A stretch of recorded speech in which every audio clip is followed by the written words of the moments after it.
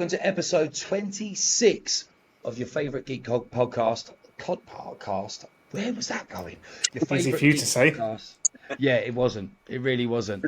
This is Talks with Dorks. Obviously, my name is Ryan. On the team with me tonight, once again, it's Tony of Bingus himself. Tony, how are you, mate? Good morning, I'm all right. Good, good. And Tony, we have got a very special guest tonight. We've had one half of the Pond Bros on here before when it was just me and you, Mr. AJ Slambino. And we must have done something correct because AJ recommended us to the other half of the Pond Bros, Mr. Goonie Dad, Paul Johnston-Naylor. Welcome to Talks with Dorks. Hey, you guys. Hey, you guys. What an introduction. Paul, thank you so much for joining us. And again, like I said, we must have done something right to get you both on here in a space of a couple of weeks. So I'm feeling good about that. And I'm glad you're here. Yeah, no, thank you as well. And, you know, I had a great pleasure in actually watching the last episode as well. So now I need to backtrack through to the rest of the episodes and check them out because I think you're my kind of guys. So, you know. Right, that's a clip already. That's a clip for the podcast we use. Goonie Dad said we're his kind of guys. That is going out. And do you know what, Paul? You're my kind of guy as well because you've never unfollowed me on TikTok or any socials as far as I'm aware, unlike that other guy did. Yeah, right. And please tell me he's still following you, right? Last time I checked, yeah. It's because It has only been 2 weeks. he unfollows everyone.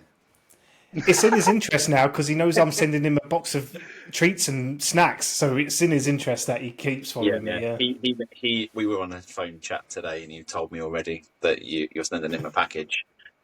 Yeah. Do you already follow Tony, Paul? Is this a thing, or is it we got to try and convince you to follow him before the end of the day? No, I'll be straight with you guys. I watched the podcast, and I was like, right, who are these guys? I need to go and check them out because these are my type of guys. So, like, follow this podcast on TikTok as well. So it's like all three straight away. So I was like, yes. There we go. Look, see, that's all out of the way now, Tony. You can relax on this one. Right, guys, that was a good night. Thank you very much. Yeah, that's all I needed. To be Bye, fair, you guys. I mean, I might feel like I'm going to step out of this because you two have a lot of common. I've seen Paul. I know I'm pretty sure you're pretty big on the 80s. Tony is all about the 90s. I mean, I kind of lived through some of the 80s and all of the 90s, but this is your thing. So I feel like the conversation is just going to be a lot of retro stuff, which I'm pretty happy with. I purposely set up. Hey, listen, I can see the X-01, I can see the Power Rangers, I can see Batman. You know, it's all there. You're doing all right. I love this stuff. We're just like being a geek is like the funnest thing in the world. True. And this is the thing for me, like, so I figured, right, where am I going to sit? What am I going to do? Because our spare room is taken up with Christmas presents and stuff for our daughter's wedding for next year. This is our eldest daughter, not our youngest. And then this is just a small pop collection that I've got with a few little bits, but my entire collection is actually at work in my office. And it's 4 pretty big tables, setups each, all the way across with shelving, 2 shelves, so a quad per unit. So I've got so much at work, it's ridiculous, and so much more everywhere else. So I'd love to have been there to do this so you could see it all, but yeah, I love the 80s and that era, and mainly the movies, I'll be honest. I mean, there were some great TV shows, but the movies just... I mean, there are good movies being made now, but when you look back at some of these movies that have been great the last couple of years, are they going to hold up in 8 or 9 years? I don't know. Even some of the biggest ones, like Deadpool and Wolverine, the novelty of that will run out very soon. Yeah. Because it's all about the cameos and stuff like that. When you've got films like Goonies, Back to the Future, that 35 years down the line, your grandkids, your kids, everyone is still loving. I feel like that was the greatest era of movies that could be.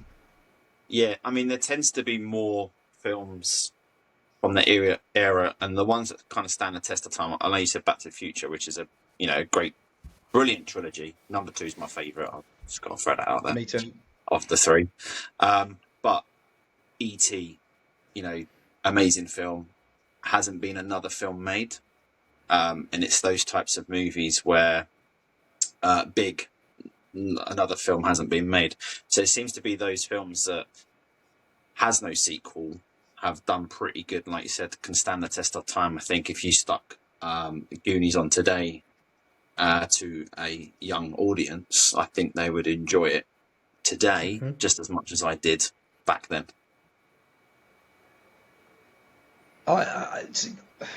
That's exactly. I mean, yes, the 70s, like from Star Wars, Superman, E.T., from that era. I mean, the 90s had great movies, Oh Jurassic yeah. Parks and stuff like that. But there was a lot of trying to recreate those one-off movies. Mm-hmm. Didn't work as well because I was thinking of stuff. There was a film called Star Kid. I don't know if either of you remember it. Tony, Yeah, I know you're Star an Kid. older I've got a guy. copy of that downstairs. That film, you couldn't not as many people will remember that as they would remember it, but it was a great film for that time, for that moment. That was an amazing film, and how they promoted it Yeah, the made Last every kid want Starfighter. to have that suit. The Last Starfighter. Then they're never gonna redo that one. Flight of the Navigator. Just kind of throw that one in there. They never need to touch that film. Never touch that film. That one was It was signed. No, they Actually, are, aren't they? yeah, I was gonna Am I say it right? was rumored that I can't remember if it was Chris Rock or Chris Tucker was going to be the voice of the ship. they've I been think this playing guy. around with something. The same with the Never-Ending Story. Obviously, they did 3 of those films, but the first one was really the only good one.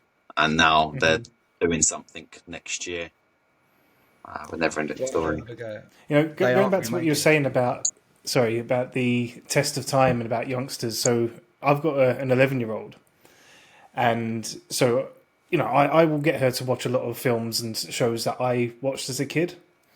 And what's nuts is she will watch things like Back to the Future, like Goonies. One of the, I think, oldest films that she really liked was Little Shop of Horrors, Oh, which is cool because, like, these films are 30, 40 years old now. But then if I go back to the 90s when I was a kid and her age, would I be happy watching something from the 60s and 50s? Not a chance. So no, obviously filmmaking is no, a you're lot right. more Actually. up to date and relevant, and the differences aren't as stark. Whether that's because obviously if we went that far back from the 90s, we'd be watching things in black and white. Yeah.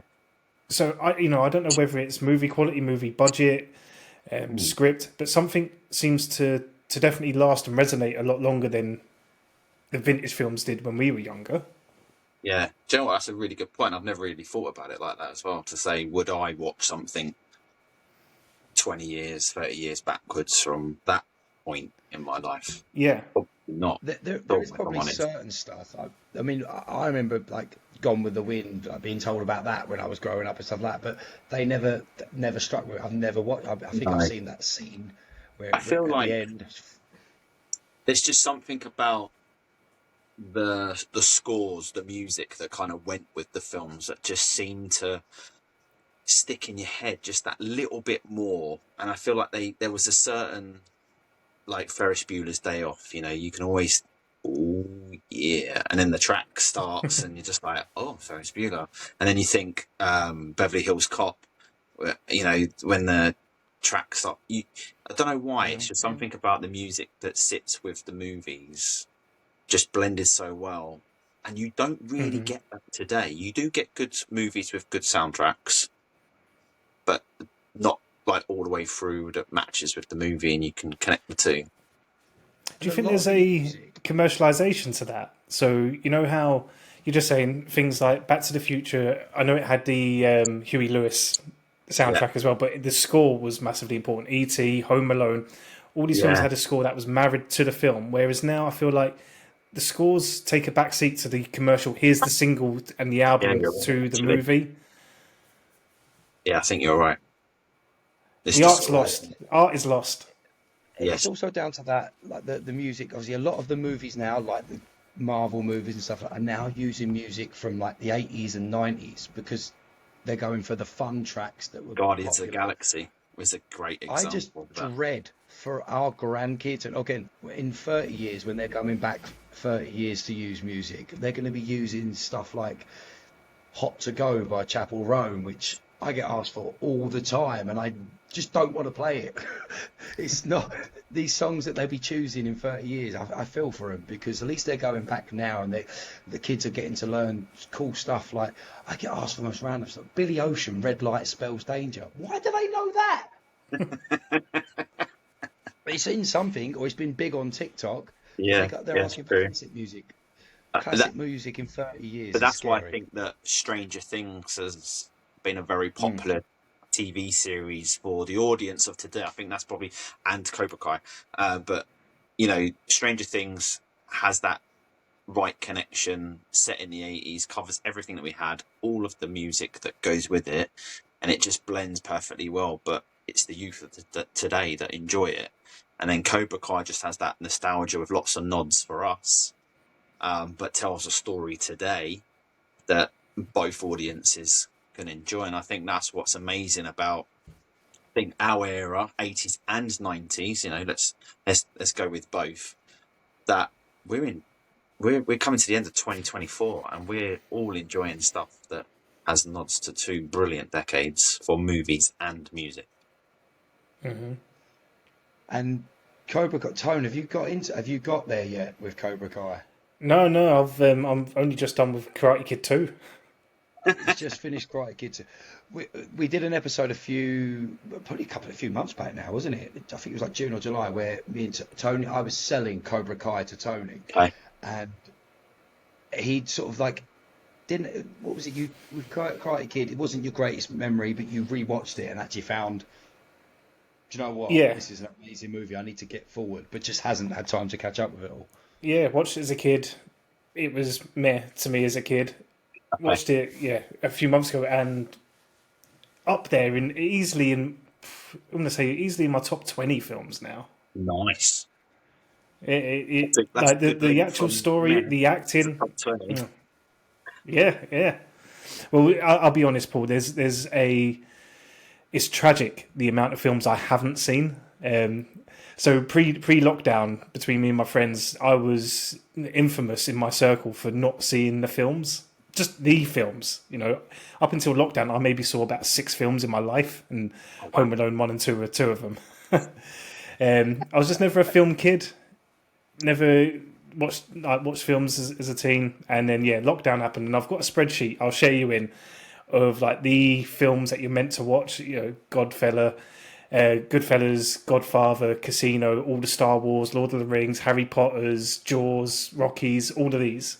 And I started making my way through them and categorized them in different sections of runtime, Oscars nominated, most Oscars won, amount of fucks in the film, amount of kills in the film.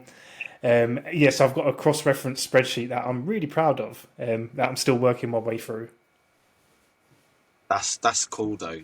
The fact that you're doing it as well, so that you have a plan of how you want to watch these films, in what order, and you didn't not list any of the best films franchises that are out there, so you've got a pretty good list to work from. It was Go on. I was going to say, there's been some horrible things come out of it though. Like 2 films that stick out on my list are The Big Lebowski and Pulp Fiction, which have been on a pedestal all my life, especially Pulp Fiction. It's part of pop culture. You see the imagery a lot, the quotes all the time, lots of references to the story. And I watched it and I was like, Jesus, fuck, this is boring.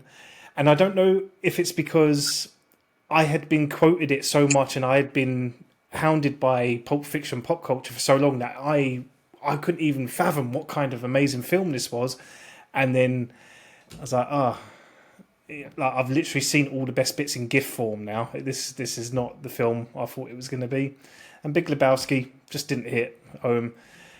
I don't like it. I don't know if you don't like it either. No. Yes. It's boring. Yes. I want to link arms with you and just feel safe that someone else feels the same. Thank you.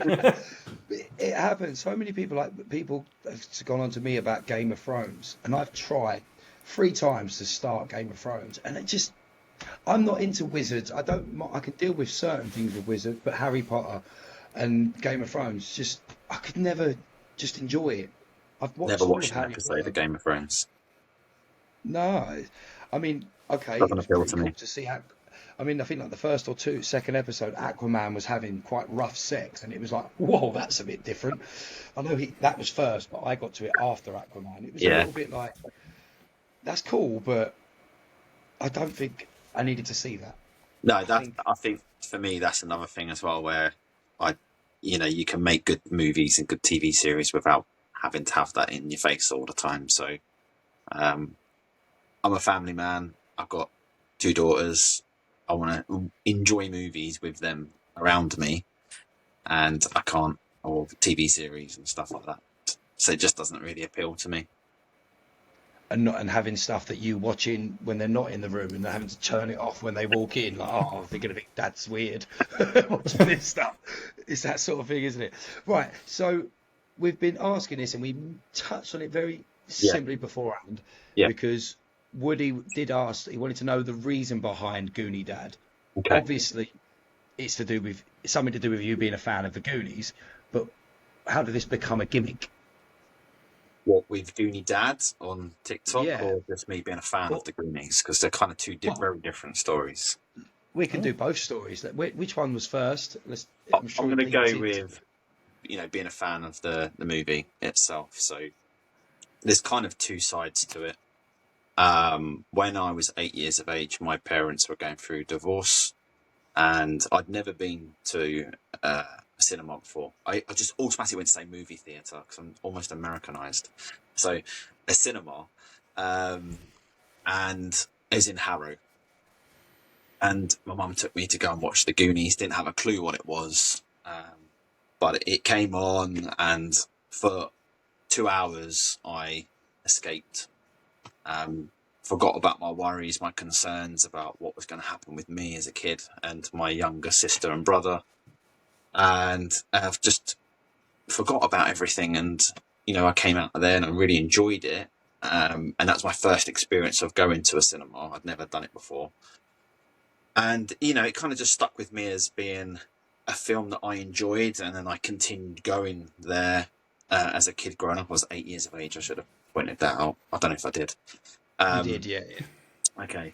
And, it kind of helped me realize that I wasn't the only kid going through this. But at the time, you think that you are. So just kind of helped me, really. And movies was an escape for me.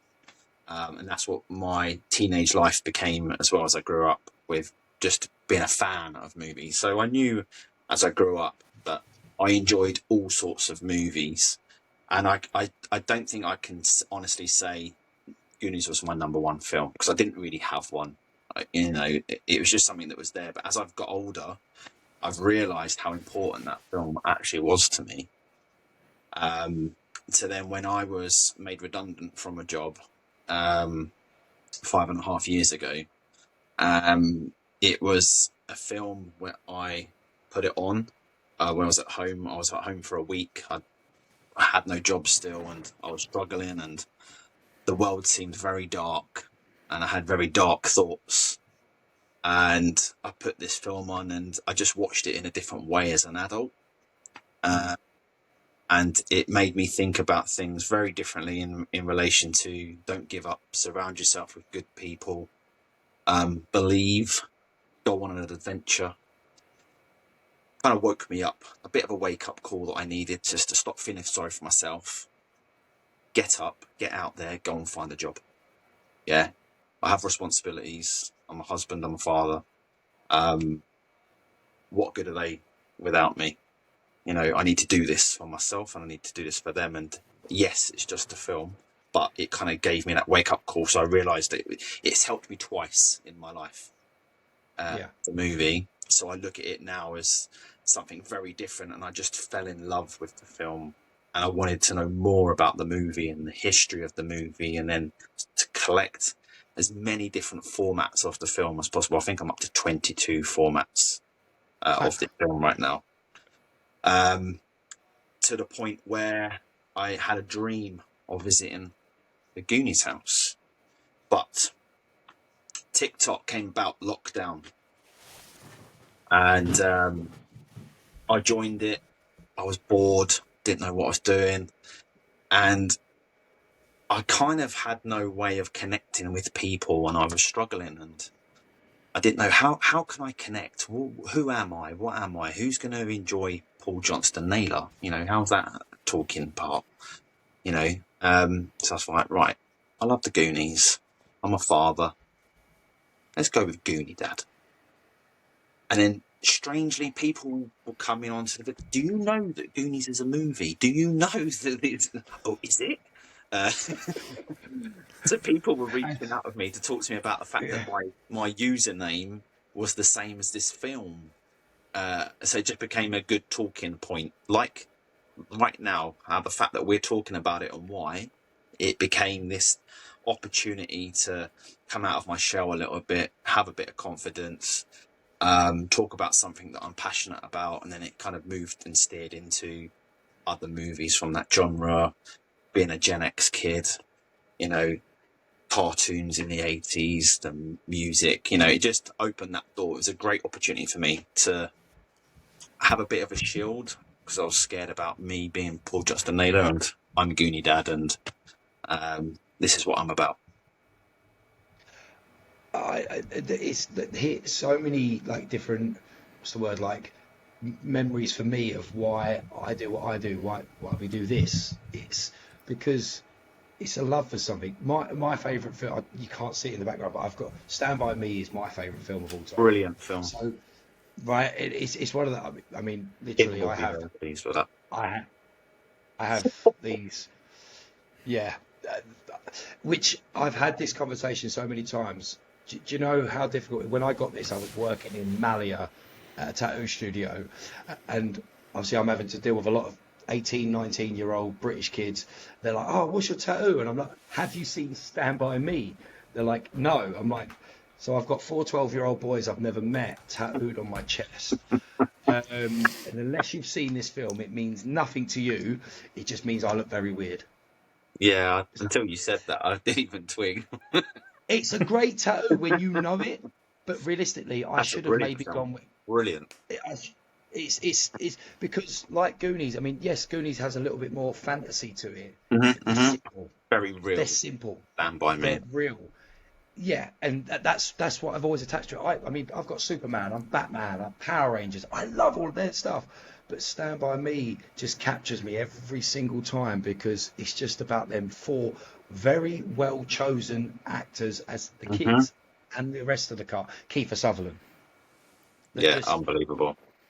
brings a rawness and realness to it. Like you, I haven't got as many different multimedia, but I had the book. I've got the video, DVD, Blu-ray, the soundtrack, because I want every version of it.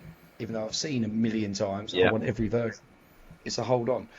Tone, is there a film that obviously I know you said you've only seen 6, so I'm assuming Home Alone's probably the choice.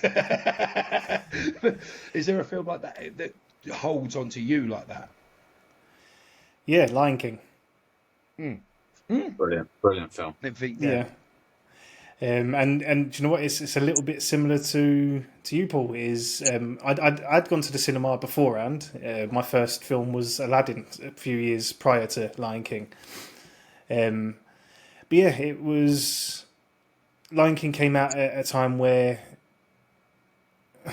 I don't know the full ins and outs of it because I was really young. But I have a feeling that me and my mum were like next to homeless. And yeah, it was exactly that. We went to see Lion King, and yeah, for that 90 minutes or whatever, nothing else existed in the world. And there's like a big emotional tie to Mufasa and my own personal life and stuff. And I was just like, wow, yeah, that's got me. And I've watched it probably maybe 100 times in my life by now. I keep trying to force it on my kids. My eldest is like, yeah, no, it's cool. I'm like, no, love it, But yeah, Lion King for me. It is a great movie. It's That is a brilliant film as well, actually, to be fair. one of the best animated films you could ever imagine because it hit all the different emotions, didn't it, throughout that film? All And of it that's for the thing. I think animation. that's where, with the 3 of us, where we've talked about what film it is. It's an emotional connection and a memory, be it good or bad, that we've got an attachment to it, to where can we say that it steered a certain path for us? And I believe I can say that it has for me. I make my own choices in life, but I know that helped me make some choices and just think ever so slightly different. And if a movie can have that connection with me, then maybe I can have that connection too, to try and do the right thing and try and live the best life that I possibly can. I feel that's what that movie does for me, and has continued to do for me. Paul, I'd like to. Go on. I was just going to say, you bringing up connection there a lot, and our last guest AJ. I just wanted to know about your connection with him, how that got started. So we've learned about your TikTok beginnings. How did and where did AJ come from for you?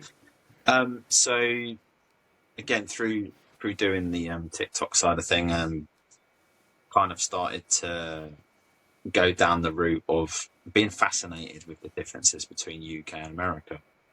Now, I was lucky enough that my wife took us to New York for my 30th birthday. It seems so long ago when I say that. So I'm 47 now. I was 47 like last week. And Birthday for last week. Yeah. So 17 years ago, my wife took me to New York City. Anyway, so I had this kind of fascination with the country. And I think I remember you talking about it on your last podcast about your love for New York. And I've been 9 times to New York now. Wow. So I've been a fair bit. So, we were just doing that and I then started to taste different foods from America that people were recommending and suggesting and stuff like that. And then I was kind of like doing these duet videos, and then this random guy just rocked up on doing a duet with us. I think he even said it was like Taco Bell video. A very strange video, by the way. We only found out in February that this was the first video that we'd ever done together. You think it'd be something like we were eating beans on toast together in a duet? No, just really strange video. But then that kind of kept going, and then it kept being about pronunciation of words, or pronunciation, as I get corrected for many times. And then it just carried on, and we were just chatting through the socials, and then one time I ended up being in New York again, and he was like, "Yeah, I'm in Macy's." I'm like, "I'm about to go to the Empire State Building." Like, are you serious? He's like, "Yeah." "Nah, you're joking." It's like, no, seriously, I am. And he goes, "I'm going to walk over to you right now." Now, my wife was opposite. We'd just taken our youngest daughter for the first time to America, we'd be in New York. So I just picked up the phone, started pressing record. Wouldn't it be amazing if I met? And then he just popped straight into the camera, just filmed video, bang, just like that. We never. I watched that a week or two ago, and I thought it was a complete setup. So did I. No, I no thought that was a setup. complete setup. No, nothing. That's Just wow. did it. I literally saw that recently. Did you come up? Well, I don't know whether it was reposted or because obviously. Yeah. He reposted it. He reposted it about it being the first time that we met, and that it literally just on the fly, and then we spoke for about half an hour or so, and then it was like, "Do you want to meet up tomorrow?" And he said there's this store, Keswick's, like a British store in New York. So I said, "Yeah, of course, we'll go there," and we ended up going in there, making some videos, and again, it was just like one take, bang, just filmed ourselves. Didn't really discuss anything. Didn't discuss a thing other than the fact he established that I've never had a Cornish pasty before. When he said, I was just about to bring it up, Paul. I was about to say, tell us what happened. What really happened? I'm a terrible fussy eater. I mean, I'm better today thanks to my wife. You know what I mean? She said, like, "Try this, Paul. Try this one, Paul." I was terrible as a kid. I was chicken nuggets and chips growing up.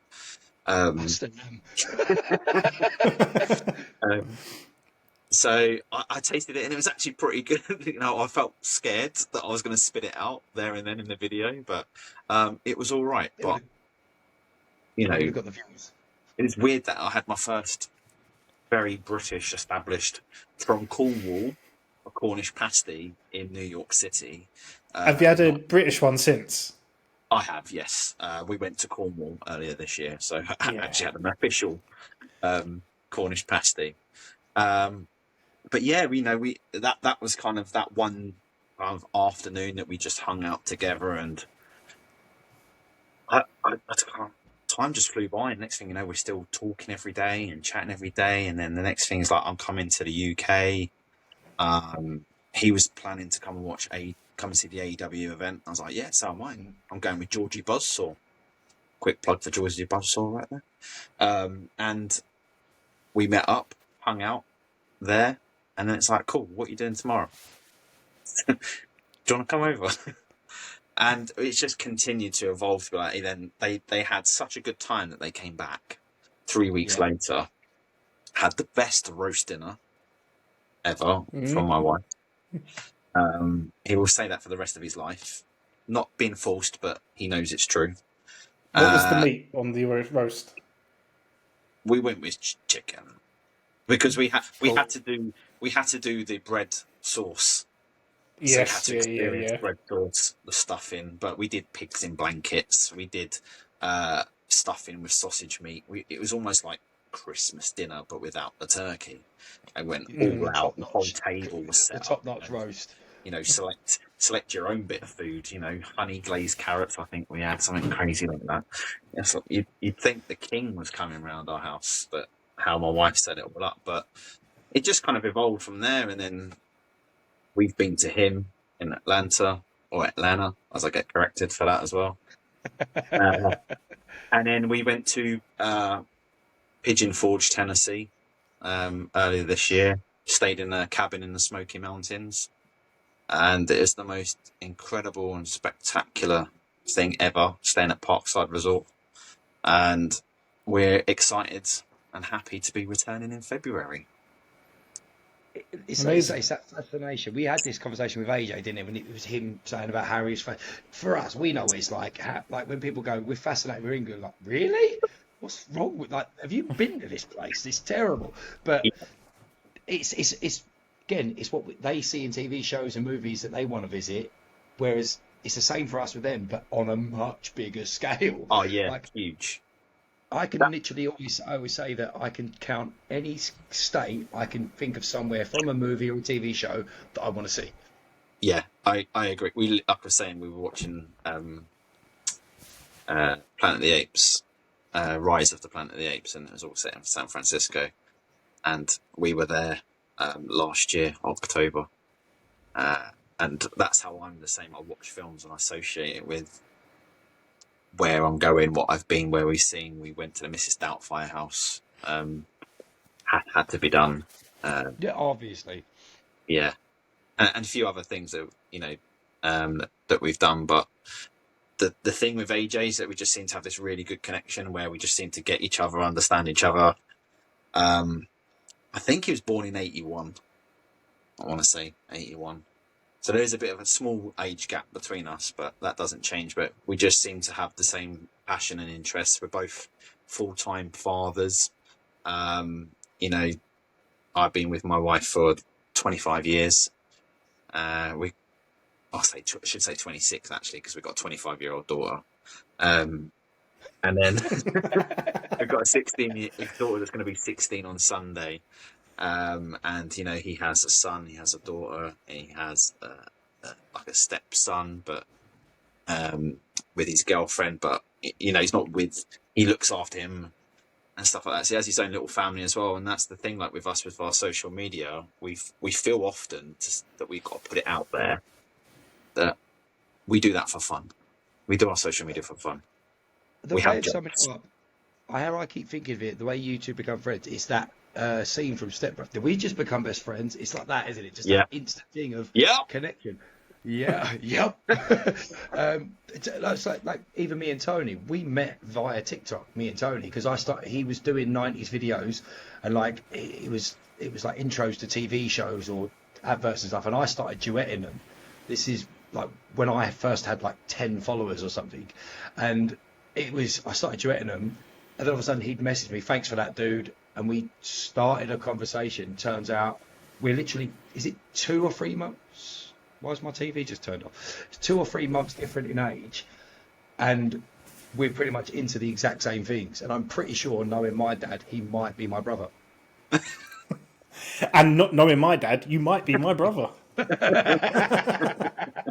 We've got similar hairlines as well, so it's probably the case. We just don't want to admit it. I think that's the only thing that goes as far back as our friendship is all our hairlines, right?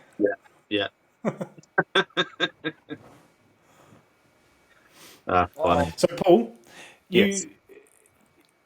you saw you with AJ, yeah, exactly the romance I was expecting it to be. And do you know what, that video, the fact that I only watched it a couple of weeks ago of you meeting in New York and me thinking it was a complete like work and a complete like you sorted this out long beforehand. Amazing that you didn't. It just makes it all the better. AJ has told us about you have started to dip your toes into the water of wrestling, right? You starting to train or looking into Yeah. getting in the ring. Yeah. So I'm quite a big fan of wrestling, to be honest. Yeah. I've been a fan since WrestleMania 6, Hogan versus Warrior. Check this out. Yeah. Obviously a fan of The Rock we have here. And Acknowledge me. Acknowledge me.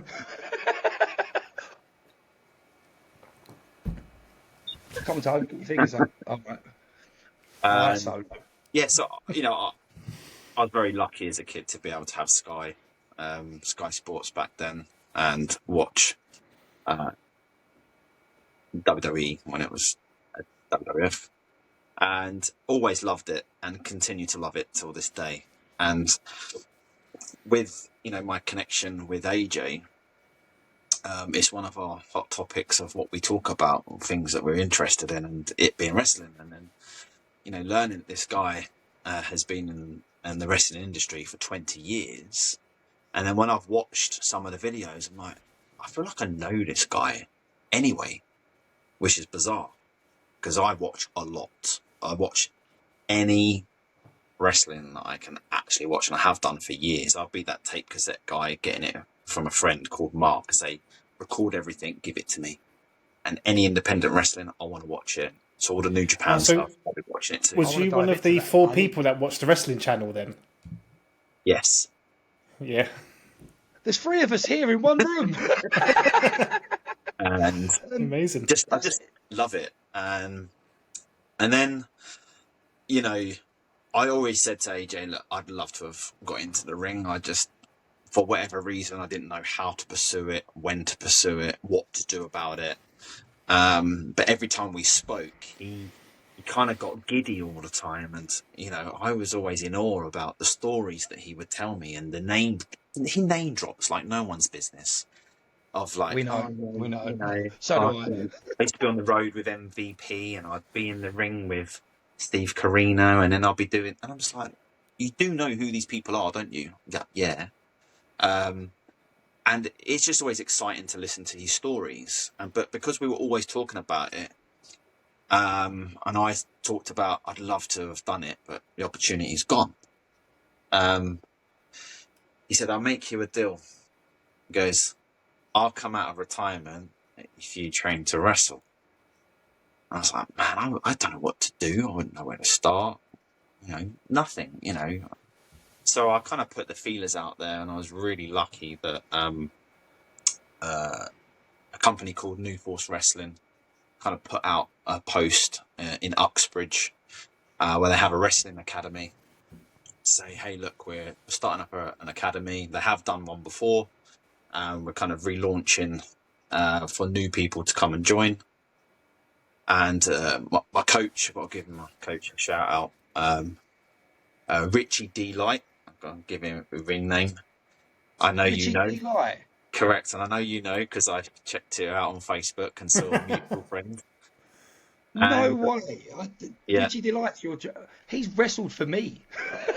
And he put it out there, and I've been training now for 14 weeks. I'm still very green.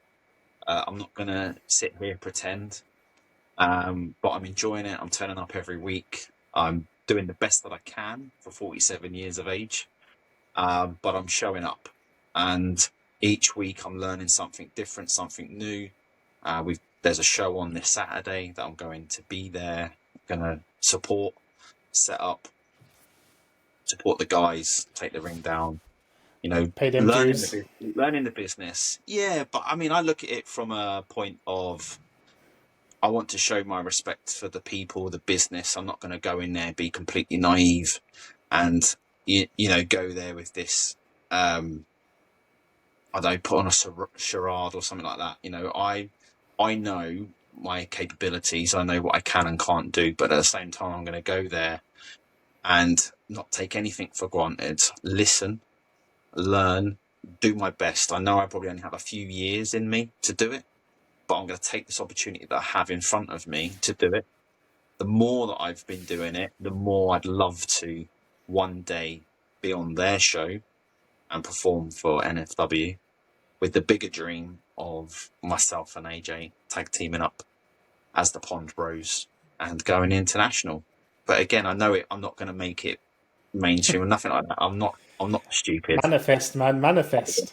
Fulfill a dream. No, but the thing is, the fact everything you said, take it from someone. I mean, I'm not in the business anymore, but I was around, and I was never going to be the biggest name in wrestling, but I had the best time. Like I did it from 15. I was very clever. Luckily, I had a friend, and I wanted to ask you about this. You said you watched British wrestling, Yeah. IPW. Did you go with? Did you watch a lot of IPW back in the day? Yes. Do you remember Mr. IPW, Ashley Reed? Yeah. That's the guy I started this podcast with. Oh, He's one of wow. my oldest and best friends. So that's really crazy. When you the fact that Richie Delight is mad. Yeah, that is mad. Ashley Reed and Paul Robertson, like who was eventually Will Ospreay's tag team partner. I came through with a lot of them guys. Shah Samuels, the guy that we spoke about with AJ, Danny Burch in WWE. But Yeah, I know Danny Burch. Did you know Paul Burchill as well at all? I did know Paul Burchill before he became the pirate. I used to watch. I knew him before he became a pirate here in Guildford as well. FWA days. Correct. I loved FWA. We probably crossed paths so many times on them shows. And even Tony's again used to go to a lot of the British wrestling, didn't you? So Yeah. I think we've just become best friends. Right? We'll start a WhatsApp conversation. Yep. But you've got the right mentality. See, again, this is what I was going to ask you about, like because you started it later on. How do you think? But you've answered that. Yes, you know it is later on. But look at Batista. All right, yes, he was younger than what you are now, but Batista still managed to do it. And if you've just got to be, you're not going to go in there and beat Jeff Hardy. You're not going to beat Will Ospreay. You've got to play it to what you are capable of to get the longer run out of it. If you go in and start doing backflips and death matches, your career is going to be super short, and that's for anyone of any age. But if you go in and smart, and this is what I was saying to AJ, the fact that you two have got this following, and there is money behind the Pond Bros because you've got a following out there and here. He's got a following there and more here. Correct. It sells tickets, and it was mentioned on there, and I said to him, I'm going to speak to a few people. But a few days later, I was sitting there, and I think I sent the boys a voice note middle of the night, and I was like, what am I doing? I put on a few shows. I'm literally about to go to message a few people and offer them money by putting these guys on a show when they're ready to do it. Why am I not thinking promote a show and do it myself? So the feelers may still go out, but if I've still got it in me to put a show, listen, you and AJ are booked. You are booked. Don't you worry, because it's going to sell to people that don't like wrestling, that know who you are. Like even earlier when I looked, and I just randomly looked at who follows you that I know, my sister-in-law follows you. And I was like, I know she doesn't watch the podcast, but I was like, just got a new subscriber because I go, you like Goonie Dad. Not only is he on my podcast, but I'm going to book him for a wrestling show. You coming? I mean, listen, at this point, me and AJ, I talk to him every day, like I said, and sometimes I get into my head a little bit that, I talked about my age and, being all serious, I do tell do say to myself sometimes, Paul, you're too old to do this. And I kind of get into my head a little bit. And so I'm like, give me a pep talk on my way to training. Because I start to doubt myself a little bit that, am I good enough? Can I do this? And then I get there and, you know, I enjoy it. I enjoy taking the bumps. I enjoy learning something new. I come away from it like energized and energetic. And I think a lot of it comes from the rub from the other people that are going as well. And there's a, you know, select few there that are good kind of ringleaders and, you know, can make you feel good about something that you may have just done for the first time. And it kind of gives you that good energy that you want to return and come back. And that's where I was saying I want to go and support these guys and show what I'm doing. But I think in the capacity, if something was to happen today, I think I'd only be there as a manager for AJ right now. I want to make sure that I've got the blessing from my coach to say, you could probably I'll have a word with him. pull off this, you know, at I'll this have a point. chat with Richie. He owes me a favour. I'm that type of guy where I don't want to say pay your dues, because I don't think that's the thing. I don't think no one should have to pay their dues, but I'm a very respectful person that likes to do the right thing. And, you know, I know that I'm under, you know, the leadership from NSW. They're the ones that give me the opportunity when nobody else did. And I'd like it to be that in whatever capacity that I do, if it ends up being something outside of NFW, that I'm doing them justice. I'm doing what they've taught me and shown me. Oh, absolutely. And you know, do you know what I mean? Like, I want to make sure I do it right. And that's why part of me going along this Saturday to a show is to support the team, the people involved, the guys on the front. This is the one thing, like, if anything, you come into the business at a much better time than it was. I mean, I don't know if you heard, there was obviously the whole Me Too thing. Yes. British Wrestling was a big part of that. I experienced it, and you know, there was times where, you know, bullying and people that have gone on to do well, you look and you think, you bastards, you are horrible. Like, it's a lot safer and a better place to be in now than it was. And the fact that you said, you know, you're doing this for the right reasons. And yes, I know you said you're in your mind about things like, can I do this and stuff like that. I would think, you've got to think to yourself, what if you only have one good run and it lasts 2-3 years, wouldn't you rather go and make sure you've done it and said, I've done it, than, as my little teacher used to say, don't be an I'm gonna, be an I've done. To say you've tried it and you've done it, and if it'll either work out or it won't, but you're going to have the fun finding out, rather than walking away and going, I shouldn't have done it. And that's where I've got my Goonies head on. That never say die. Never say die. It's our time. Our time. Yeah. And that's. Tony, what advice? Tony's going to change his mind and go, look, don't do it. Don't get involved. See, we're all wrestling fans, Tone. Like, I don't know if you've ever actually considered being a wrestler, but if someone said to you, right, now's your time, get into training, would you be the same thing? Oh, yes, I've got one shot at this now, or it doesn't happen, or I regret it for the rest of my life. So yeah, what you might not know about me, Ryan, is I did have a few sessions at a place in Edgware. Yeah, and I hated every minute of it. Like, it was horrible for a whole bunch of reasons. That was getting slammed around on the floor with like a thin judo mat, and like, you know, like the guy was telling us to take suplexes on our like second lesson onto the floor. Hated it. So trying to remove that, would I do it now? Do you know what? If the opportunity was there, I'd give it a stab. I'd give it a try in hopefully a much safer environment. And but I'm not going to go out and look for that opportunity. I'm happy to sit and watch you guys do it. And Paul, mate, just go for it. Like, you know, Ryan has rightly said, you go for it. You entertain me. You go for it, because yeah, give it a try. It's much better than saying I wish I did. And the age thing, he mentioned about Batista. DDP was another OAP Yeah. wrestler. Terry Funk didn't retire until he was like 137. You can do it. Ric Flair still pretended he's retired. Yeah. Until he's 6 feet under, I'm never going to say never about that guy.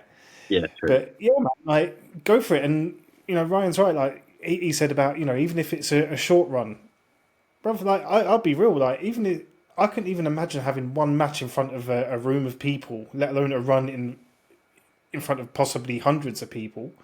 So yeah, to have that opportunity that so many people either don't have the courage for, don't have the ability to, whether that's physical, financial, emotional, whatever it is, some people don't have that opportunity. Mate, you've got it. Take it. Go for it. I appreciate that, man. And that's It's about drive. It's about Yeah. power. Is this the Cool Runnings quote again? I see pride. I see power. I see a badass. Do you know what? It takes no shit from nobody.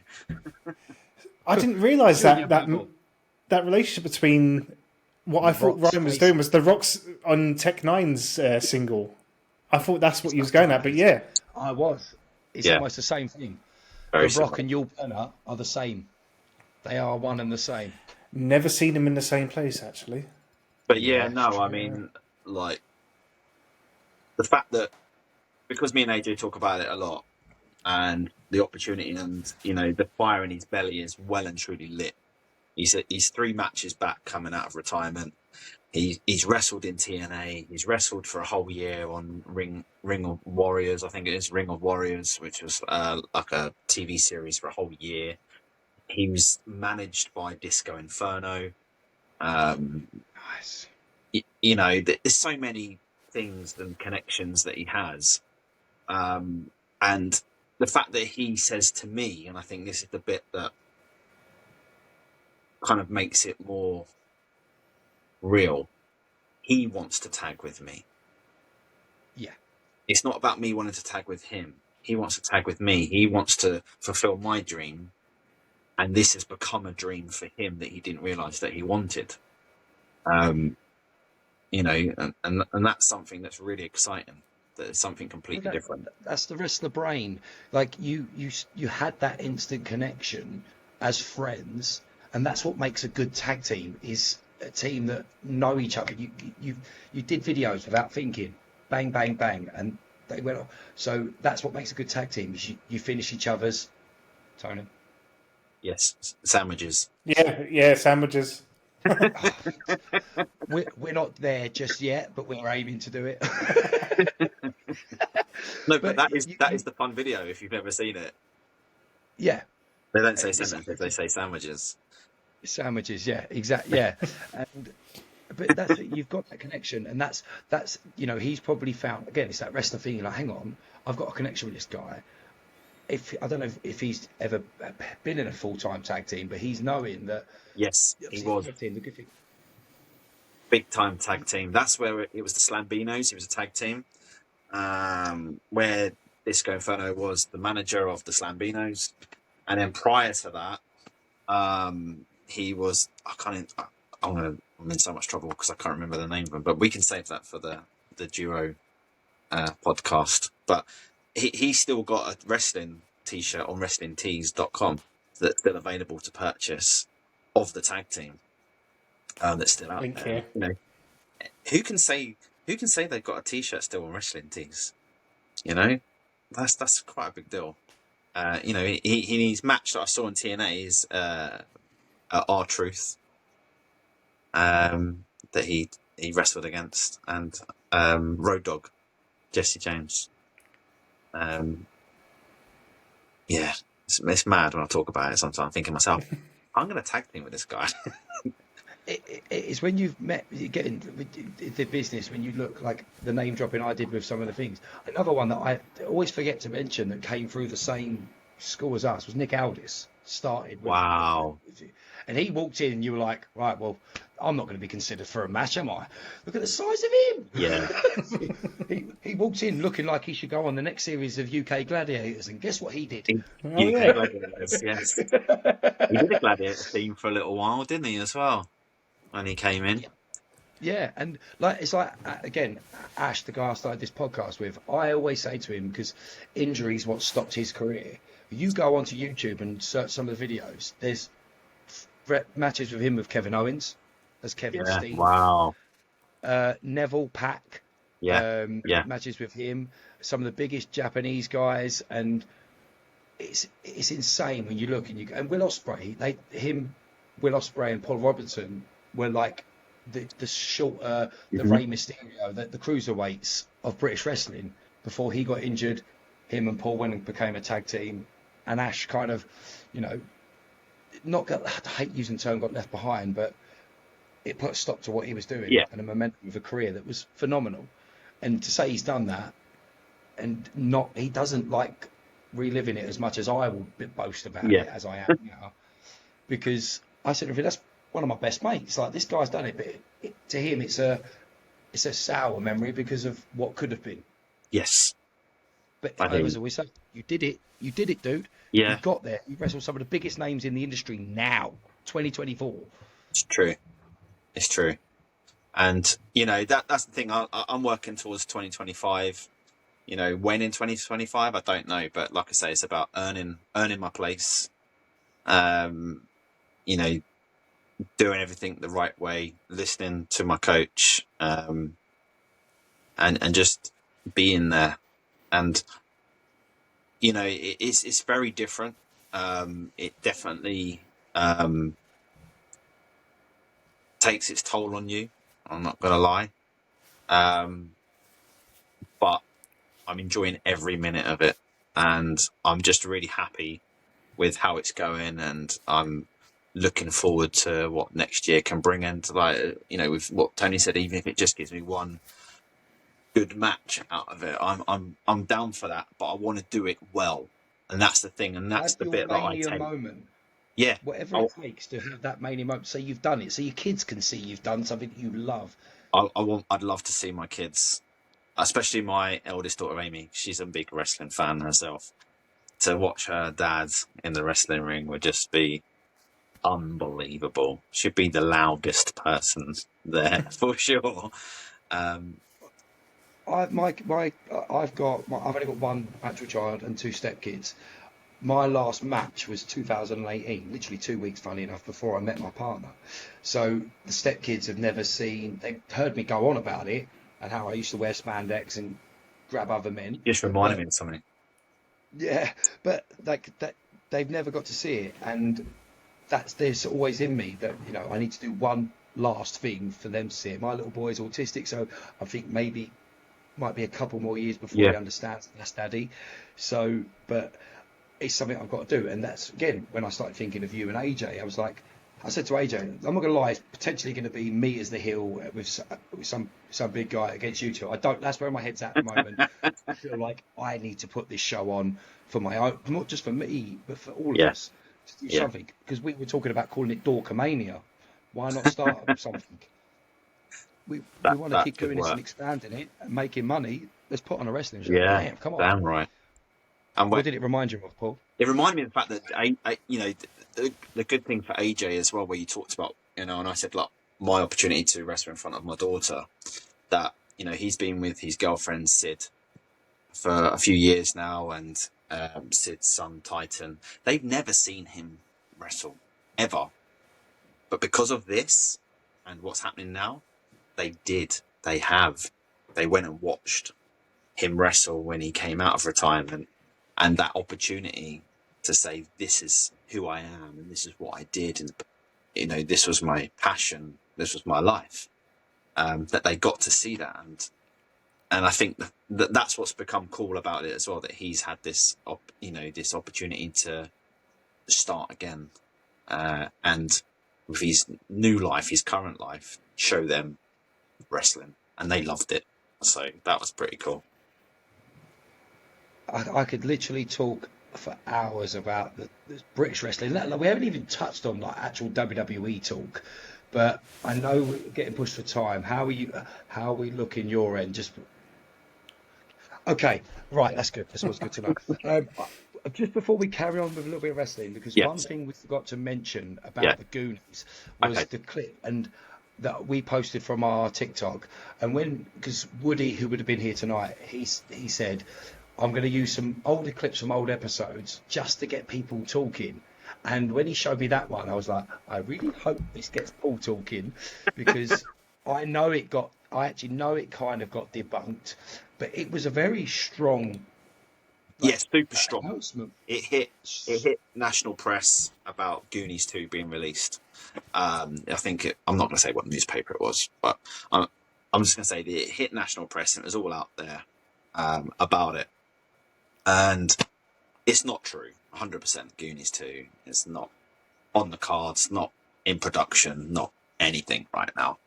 I'm very fortunate enough that I've managed to get a very good circle of friends to the point of I'm good friends with the homeowner, Bayman Zachary, of the Goonies house, of which I was there last year doing the truffle shuffle and went into the house, had mac and cheese in the house, hung out in the kitchen, went up to the attic, which Wow. isn't the same attic. It's because the attic No. was the film set in the studio. But yeah, I went everywhere, all over Astoria, and I'm also a part of the movie documentary that's taken place thanks to Lisa Downs called Life After the Goonies, which is currently in production right now.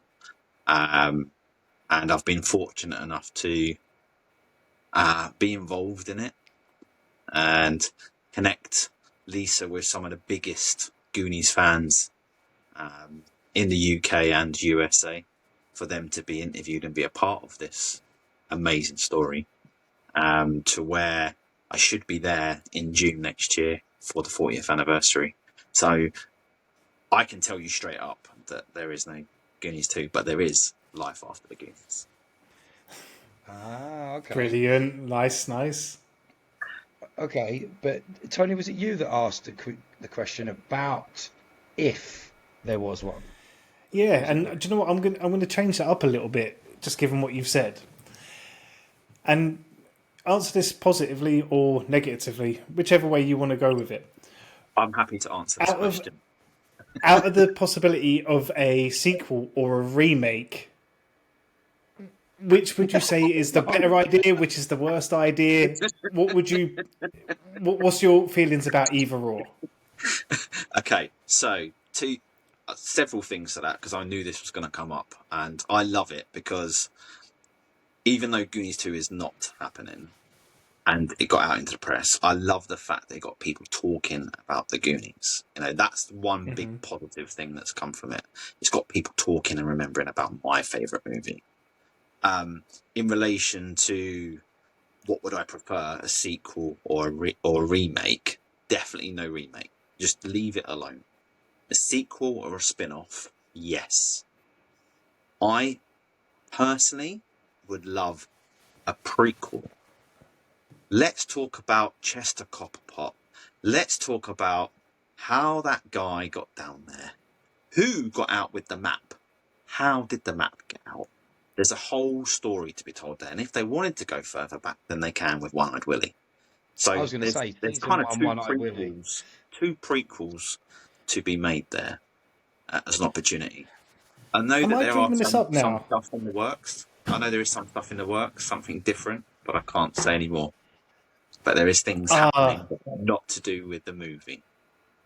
so maybe you can't confirm or deny them because I don't know if I just dreamt this up or you seem to unlock something in my head about there being a Fratelli's series or Fratelli's movie, and maybe that's something you can't confirm or deny right now. I don't know Oh, if I said too much. I can confirm that that is not happening. Um, Okay. I'm but so confused, I but I'm can happy about it. I can confirm that something is in the works that might come out early next year. Separate to that, there's been a long project that's been trying to get off the starter line, which is it's a kind of story about a teacher with some school kids reenacting the Goonies and their adventure, which Disney has the rights to. And they did drop that as an official, that's what they're attempting to do. Even though it's a Warner's film, Disney somehow has this opportunity to do something with a story. But that's all that it is. It's just like a reenactment of a teacher with some school kids. That's the most that I know from that. But there is like I say, there is another project coming. I'm not going to say what it is, but I will tell you who told me. Sean Astin. Of course. Good old Sean. Loose lips, Sean, loose lips. Because he looked me in my eyes and said, "Do not tell anybody." So I said, "I won't." But you told us enough to be able to name drop Sean Astin. That's all we needed. Oh, that's so cool. I love that. I mean, again, I always think of Stand By Me. I remember writing a Stand By Me 2 as a kid, and it was set in Basildon, Essex. I don't know how it was going to work, but it was Gloucester Park, which to me was the Oregon. But, like, again, I don't want it to be touched, but yeah, you know, I've seen things with Cobra Kai. There's certain things they've been managed to recreate the magic, and if that's you my make it, point. it's just got to be right. Back to the Future, I don't feel like that could be unless there was some magic way. Like, you cannot do 30 years in the future from now and 30 years back. It wouldn't work as well. No, But yes, all right, the 80s would be cool, but do we really want to see 2055? Because the way it's looking, we might not be at 2055. Come on, Trump. we don't do political here. No. Anyway, enough of that. But like, there's certain things like when you said about you went to visit like the house and stuff like that. My dream is to go to Portland, Oregon, Brownsville, Oregon, where Stand By Me was set, because it's just, you know, them train tracks, that bridge, that Yeah. house. And that reverts back to TikTok, because the fact that because I talked about my dream and then I realized it can't be a dream, it has to be a goal instead, because you got to live it, not dream it. And because of that, I talked about it so much more that it became a reality, to actually go out there. And, you know, thanks to my incredible wife, she was like, let's do it. So I was very lucky to go out there. And I forgot to mention, I went and hung out a couple of days at the Short Circuit House as well. Of course you did. I know the guy that owns it, Richard, my friend. You can actually rent it out on Airbnb right now if you wanted to stay there at the Short Circuit House. No jokes, seriously. It's legit. And he's got all the best like action figures displayed that he's got upstairs in this brilliant room. He's got all the G.I. Joes, he's got all the He-Mans, he's got all of Star Wars, he's got, and I mean, when I say all of them, I mean all of them, and they're in this case. It's incredible. But just that's what I'm saying, like with the TikTok side of things and being a big fan of the movie and getting to go out there and connecting with like-minded people that are passionate about a film like I am. That's why my journey has continued with my love of the film and being involved in this project and connecting with other big fans. It's still going. Do you know what I mean? Like, this film from 1985 and 2025 next year, 40th anniversary, it's coming full circle. I've got a question for you, Paul. Go for So it. you seem pretty well connected in this whole property film circle, right? Know anyone that owns or has keys to 671 Lincoln Avenue? I don't. The Home Alone house. Yes. But we've spoken about that recently because we watched this brilliant documentary. I don't know if you've seen it yet. About the homeowners and the houses and the Home Alone ones in it. But yeah, I've been looking at, can I purchase the house down the road from where I live from the movie called The Holiday, the Christmas film. The Jack Black Christmas film? Yeah. Yeah, okay. Because it's just down the road. And it's like, can I buy that one? But then I also know that in Astoria, if it's still available, is the Free Willy house is there and was not occupied when I visited last. Could you imagine that being the guy that owns the Goonie house, the Free Willy house? You're like, I'm just going to buy loads of props, and this is just going to rake in millions. If I recommend anything, and you love your movies, go to Astoria, please. There's so many more movies. The Shining was made there. Kindergarten Cop. I mean, the school where I stayed, the school was just around the corner. Literally, I could see the school every day, and the Goonie house is there. The school was there, and then the rock that the Free Willy jumped over was just over there, and then I could look further down, and then the Short Circuit house is just like down there. It's mad. It's such an amazing place as well. Wake up And every morning. I just lived near a man who lived in a van. Great. Oh, not Lido again. No, not Lido. Roy. Oh yeah, shit come Roy. Forgot about Yeah, him. shit come Roy. Great episode, Paul. By the way, if you haven't seen that one, we made comic book heroes and comic book stories, and yeah, I made this. I didn't even make him. It's this local legend called Shit Cunt Roy, who lived in a van. He got that name because as kids, you'd bang on the van to like get him out, wake him up or whatever, and you'd fling the back open. It was like a Blue Arrow courier van. He'd fling the doors open at the back, and he'd be like, fuck off, you shit cunts, as we're all running down the road. Not even sure his name was Roy, but, it was Shit Cunt Roy. Wow. Woody come up with this idea of come up with your own comic, and to say me and Tony went in two different ways, but it was such a good episode. He went it was very funny, but also kind of traumatizing, like youth story of Tony's. And I then went on to this comic that was trying to pull on the heartstrings. My comics stemmed from, I'm a massive fan of Power Rangers, obviously, and Jason David Frank, the Green Ranger who passed away. Yeah, very sad. Sad story about this comic this story about that, and it was just two different things. And at the end we were like, guys, this is gold. Like what we've just told, these two different stories couldn't have been more different, but so good. And it's one of them videos I don't think it's had many views, so might have to start resharing that one. Yeah, you should do it. Love stuff like that, like fantasy casting of things like that. Like, let me say, certain things have been remade, like Lost Boys, absolute classic movie. The sequels should never have been done. Yeah, never been touched. No, obviously Corey Feldman loves to keep those going. Don't blame him. Again, he's Stand By Me. He's in Goonies. He's been in some amazing movies. Of the greatest. The Burbs. He was in The Burbs, right? The Burbs, yeah. He was Donatello.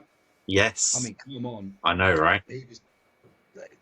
He's done very well. He did really well.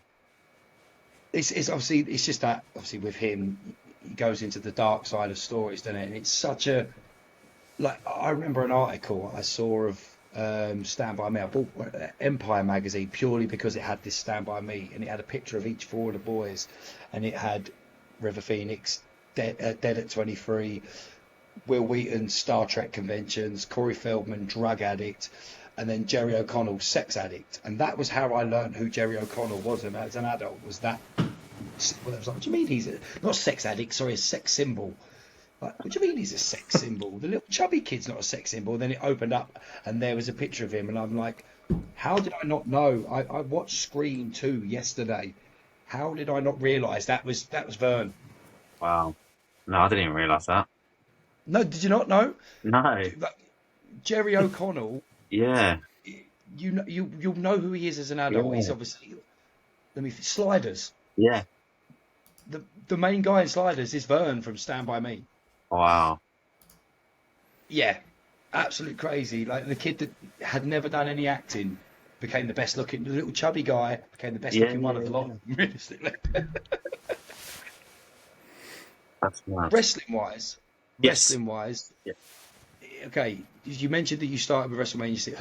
Who's your? Obviously, we know mine's The Rock. Tony's is Billy Gunn.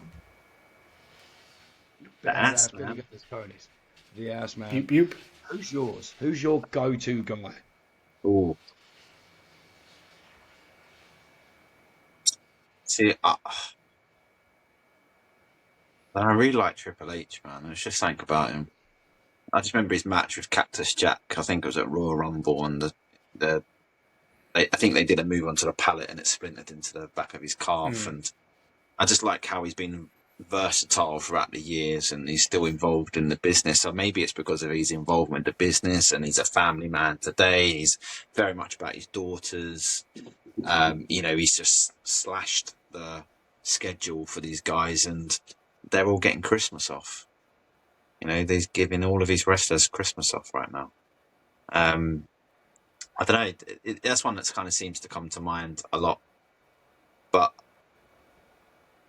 I think it's more of that style of wrestling that I enjoy, is the slower pace, the storytelling. There's some amazing wrestlers out there, like you mentioned, Will Ospreay, and I can see how much he's transitioned and changed a bit since he's come into AEW, to where he's slowed down a bit and he's telling the story more. And I love that, telling the story. Rather than just high flying here and there, everywhere around the ring. I want a story to be told, and so he's kind of current at the moment, and that he's up there. But I'm just enjoying it. I'm enjoying getting as much wrestling content as possible, and I'm excited for it going on to Netflix. And AJ's an AEW guy. I'm a WWE guy, so. I think again, I'm the same. Like, I like AEW, I do, but to me, it's a lot more about the wrestling.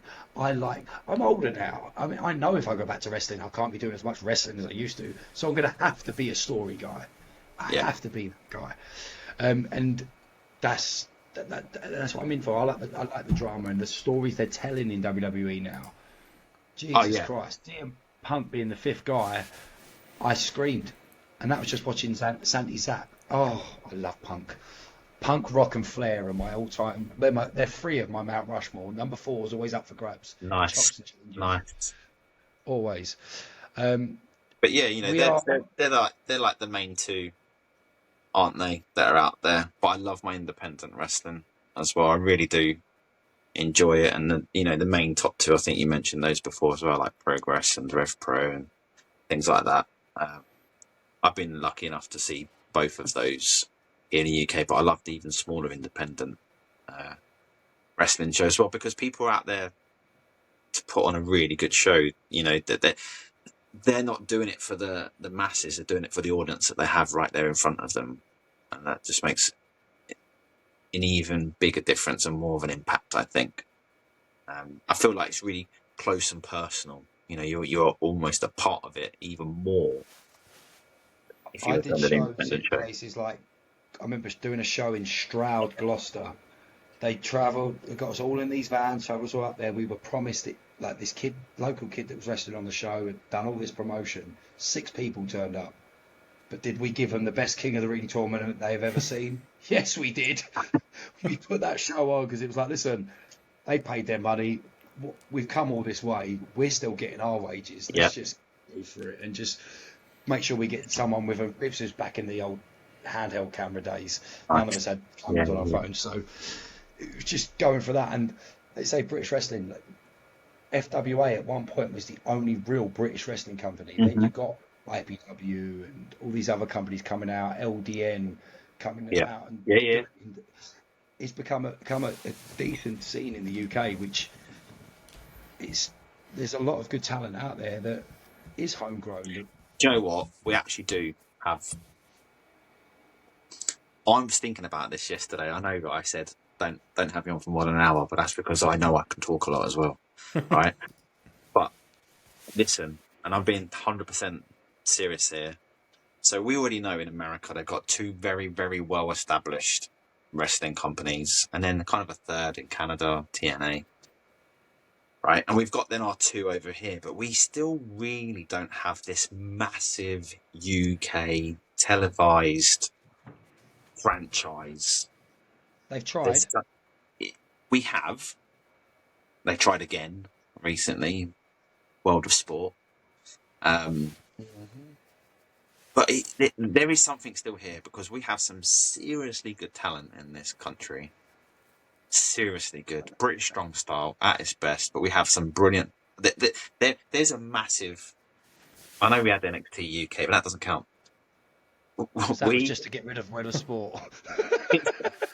There's something missing still. I still feel there's an opportunity for a big British Wrestling Federation. Are you saying that this could be a conversation when we're not recording about, a lot of us that like wrestling, if we're really clever and wanted to make a bit of money and become look at us three. I see Rock, Shane and Triple H right here. Yeah, I'm telling you. Come up with a company. Tone, are you in? You've got the Sheffield crowd. Yeah, sure. Yeah, I'll bring them. I've got Sussex and Essex. I'll have to do the South then. South. I'm from Essex, but I now live in Sussex. I'm kind of Guildford's literally 45 minutes from my house. Yeah, so I can do like Guildford down to Pompey, Southampton, kind of go down that way. West Sussex, East Sussex, and Essex because I've got the Essex. I'll throw in Kent in the middle. Yeah, we've got these territories. But no, I know we've attempted it. But when I look at the audience of the people that turn up to these shows when they come over from the States to the UK and the sheer numbers that they get because our fans are just the best, it tells me that we're hungry for it.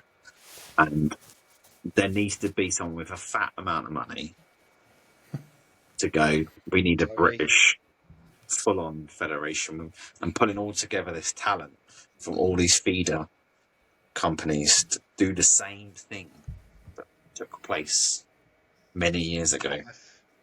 And without I'm not going to say name anybody that this could mean, but it needs the right attitude of the right people in charge, not people that are selfish. And I'm not saying again, I could potentially name people, but I'm not. But I'm saying it needs to have the hunger for it in the right way, not about I'm starting it, so it's all about me. No, it's got to be about the bigger picture. It's the most important people. It's the people that we're pulling in. That's the most important people. And the care of the talent. Yeah. But this could literally carry on, and I feel like your missus is going to start. Tony's missus might start. And dead man walking.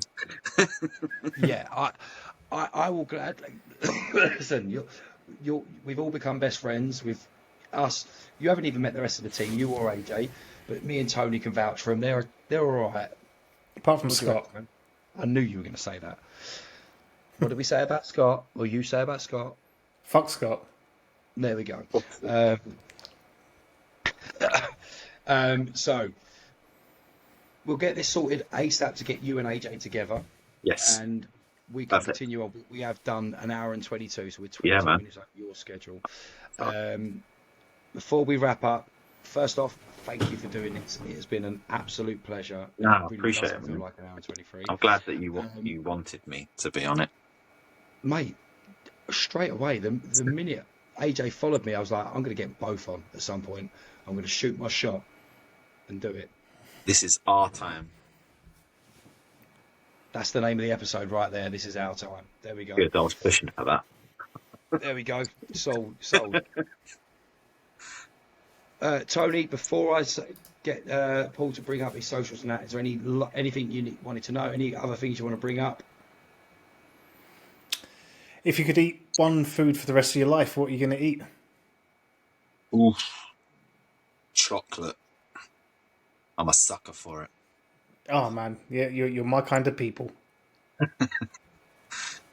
Just because I stand by me, I want to say pears, cherry-flavoured pears, because that's what Vern says, but that's enough. Paul, please do me a favour, and I'm sure people watching will know this already, but give us your socials. Where can people find you? Yeah, you can find me on TikTok as Goonie Dad, and all the other social channels, mainly Facebook, you'll find me as Paul Johnston-Naylor. See how different and weird that sounds? It's very, very formal. Yes, I know. Paul Johnston-Naylor. Yes, I like it very, very. And then Goonie Dad. Goonie Dad. That's the character, Goonie Dad. Tony, what is your socials? Tony of Bingus the 90s on everything, including Blue Sky now. Yeah, I'm doing that thing. I downloaded it today. I'll sort it out later for us and me. No idea. I'm the DJ Ryan S. I've heard of it. People are talking about it. I'm the DJ Ryan S on everything. We are at Talk Dog Podcast.